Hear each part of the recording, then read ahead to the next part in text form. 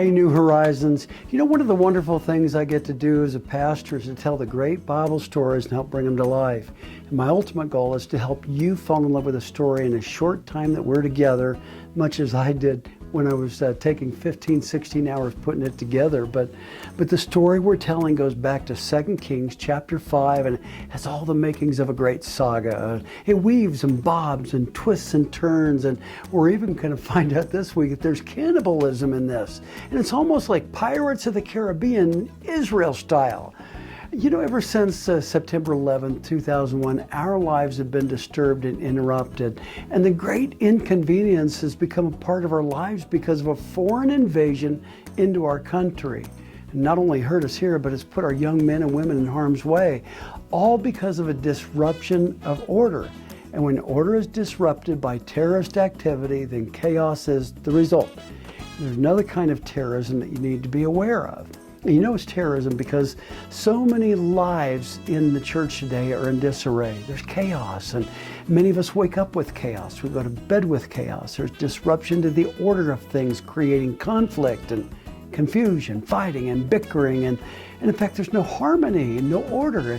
Something has to intervene to create a crippling chaos in the order of our lives.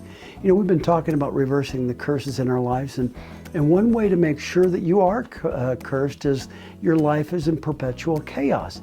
A lot of us are under that kind of curse in our life, and if they're not under one, at least they might feel like they're under one because they feel trapped in a negative situation that they're totally unable to get themselves out of.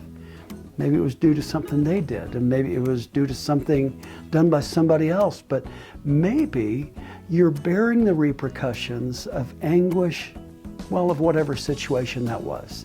And such was the situation with the subject of our story, because we had a guy named Gehazi who, because of his disobedience, contracted leprosy, and based on last week, he had a forever judgment in his life. And we have a total reversal, but we have that total reversal 3 chapters later. How does a person who can't live with people because of his leprosy wind up sitting in the king's court, fellowshipping and hobnobbing with a world leader? But such is our story for Sunday.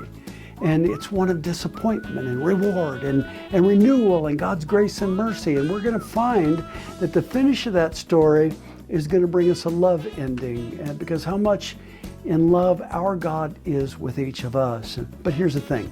You're going to have to come to church this Sunday to hear about the results, and I can't wait to see you. Until then, have a great weekend.